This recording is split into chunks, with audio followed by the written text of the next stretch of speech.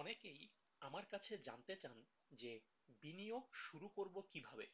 অর্থাৎ তারা বিনিয়োগ করতে আগ্রহী, কিন্তু কোথা থেকে শুরু করবে, কিভাবে শুরু করবে, স্টার্টিং পয়েন্টটা কি হবে, এইসব ব্যাপারটা আসলে তাদের কাছে ওরকম ক্লিয়ার না, বা ওই ধরনের পরিষ্কার কোনো স্ট্র্যাটেজিক ম্যাপ তারা খুঁজে পাচ্ছেন না।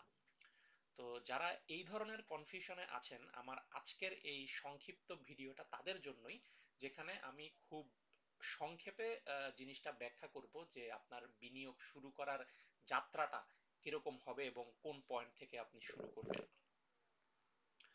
আচ্ছা, তো প্রথম পয়েন্ট হচ্ছে যে কোনো বিনিয়োগ শুরু করার আগে আপনাকে 6 মাসের আপনার লিভিং কস্ট কত সেটার একটা হিসাব করতে হবে। এটা হচ্ছে আপনার যে নিড, সেই জিনিসগুলো ওয়ান্ট এখানে আসবে না। অর্থাৎ নিড বলতে আপনার বেসিক যে লিভিং কস্ট গুলো আছে, আপনার day to day living cost, আপনার হাউস রেন্ট, আপনার ট্রান্সপোর্টেশন, আপনার ইউটিলিটি বিল, যেগুলো আমাদের দৈনন্দিন খরচের অংশ, ভেরি বেসিক এবং ইসেনশিয়াল যে লিভিং কস্ট আছে, সেটা অন অ্যান অ্যাভারেজ প্রতি মাসে আপনার কত খরচ হয় সেটা করে আপনি এটাকে 6 দিয়ে গুণ করুন। অর্থাৎ 6 মাসের আপনার বেসিক লিভিং কস্ট কত, এইটার জন্য যে অ্যামাউন্টটা আপনার দরকার সেটা আপনাকে প্রথমে জমা করতে হবে, সঞ্চয় করতে হবে।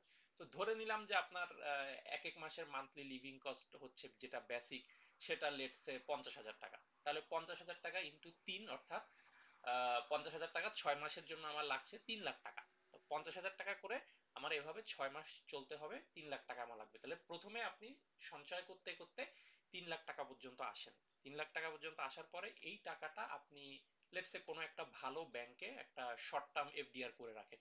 অনেক ব্যাংকে আছে দেখবেন 3 মাসের এফডিআর করা যায়, তো এরকম আপনি 3 মাসের ছোট ছোট এফডিআর করে রাখেন টাকাগুলো ভেঙে ভেঙে। 3 লাখ টাকা তো 50,000 টাকা করে ভেঙে ভেঙে আপনি 6 ভাগে 6টা এফডিআর করে রাখেন, প্রত্যেকটা 3 মাস করে করে।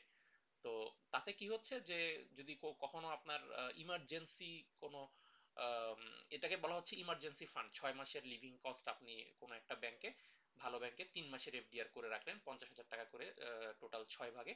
তো এই ইমার্জেন্সি ফান্ডটা কেন আমাদের দরকার হচ্ছে যে আহ, কোনো বিপদে, আপনার কোনো মেডিকেল ট্রিটমেন্টের জন্য, অথবা আপনি হঠাৎ করে আনএমপ্লয়েড হয়ে গেলেন, বা আপনার হঠাৎ আপনার বিজনেস রান ডাউন করলো, বিজনেস থেকে লস হচ্ছে, এই ধরনের যেই এক্সেপশনাল সিচুয়েশন বা ইমার্জেন্সি সিচুয়েশন, সেই সিচুয়েশনগুলো কাউন্টার দেওয়ার জন্য এই 6 মাসের লিভিং কস্টের ইমার্জেন্সি ফান্ডটা আপনাকে ইনট্যাক্ট রেখে দিতে হবে। সেটা ব্যাংকে 3 মাসে এফডিআর করে করে রিনিউ হতে থাকুক, ওইটা আপনি টাচ করবেন না।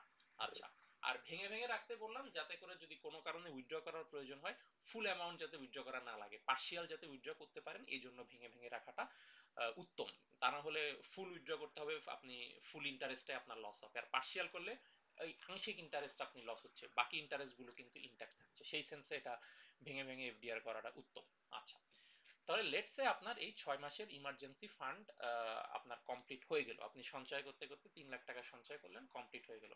এরপরে আপনি যখন আরো সঞ্চয় করতে থাকবেন, আরো সারপ্লাস আসতে থাকবে, আরো উদ্বৃত্ত আসতে থাকবে, তখন কি হচ্ছে যে তখন আপনি ওই জিনিসটা এখন বিনিয়োগের দিকে যাবেন। এতদিন যেটা করেছেন সেটা সেভ করে করে ইমার্জেন্সি ফান্ডটা আপনি ডেভেলপ করেছেন। এই 3 লাখ টাকার বিয়ন্ডে যেই সেভিংসটা আপনার আসবে সেটা আপনি ইনভেস্টমেন্টে যাবেন। তো ইনভেস্টমেন্টে গেলে, এবং স্টক মার্কেটে আমরা যেটা বলি দ্য আর্লিয়ার দ্য বেটার, যেটা ইংরেজিতে বলা হয় যে time in is more important than timing. অর্থাৎ টাইম ইন, আপনি কোন সময় স্টক মার্কেটে এন্ট্রি করলেন, সেই জিনিসটা more important than trying to time the market, যে কোন সময় মার্কেটে ইনভেস্ট করলে ভালো হবে। ওইটা চিন্তা করার চেয়ে অ্যাজ আর্লি অ্যাজ পসিবল মার্কেটে ইনভেস্ট করাটাই কিন্তু ওয়াইজার ডিসিশন। তো কাজেই যখন এরপরে 3 লাখ টাকার বিয়ন্ডে আপনার ফান্ড থাকছে, তখন আপনি go for stock market investment. কিন্তু তাই বলে সব টাকা না। যেটা একটা কমন একটা ইকুয়েশন আছে যে 65 বছর পর্যন্ত আপনি যদি চাকরি করেন বা কাজ করেন, 65 থেকে আপনার প্রেজেন্ট এজ বাদ দিলে যেই অংশটা থাকে, লেটসে আপনার প্রেজেন্ট এজ 35, তাহলে 65 - 35 হয় 30%।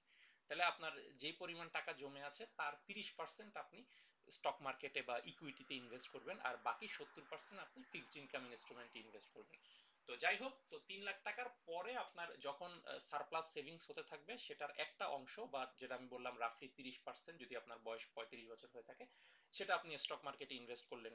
সরাসরি কোনো ভালো কোম্পানিতে বিনিয়োগ করতে পারেন, বা বিভিন্ন অ্যাসেট ম্যানেজমেন্ট কোম্পানির মাধ্যমে মিউচুয়াল ফান্ডের যে systematic investment plan, equity mutual fund, সেটার মাধ্যমে মান্থলি আপনি ইনস্টলমেন্টে ইনভেস্ট করতে পারেন, ইত্যাদি ইত্যাদি।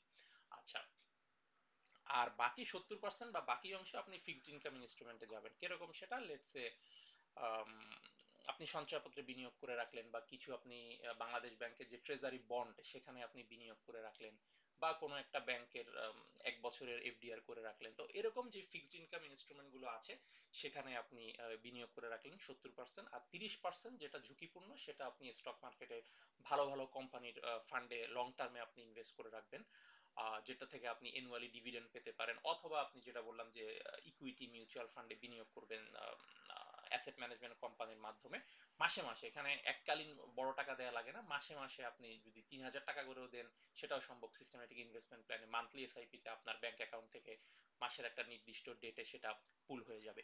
তো এইভাবে আপনার বিনিয়োগ যাত্রাটা শুরু করতে হবে। প্রথমে আপনার 6 মাসের লিভিং কস্টের একটা ইমার্জেন্সি ফান্ড গঠন করতে হবে।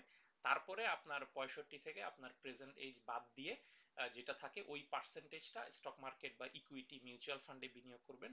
আর বাকি অংশটা বিনিয়োগ করবেন ফিক্সড ইনকাম ফান্ডে, যেটা ট্রেজারি বন্ড বা সঞ্চয়পত্র বা কোনো একটা ব্যাংকের, ভালো ব্যাংকের এফডিআর ইত্যাদি ইত্যাদি। তো এইভাবে যারা এখনো শুরু করেননি কিন্তু শুরু করতে চাচ্ছেন, কিভাবে শুরু করতে হয় বুঝতে পারছেন না, তারা এভাবে শুরু করেন। প্রথমে 6 মাসের emergency fund, then some in stock market, then some in fixed income instrument like সঞ্চয়পত্র বা ট্রেজারি বন্ড বা এফডিআর ইত্যাদি ইত্যাদি। তো আশা করি বিগিনারদের জন্য আমার আজকের ভিডিওটা খুবই হেল্পফুল হবে।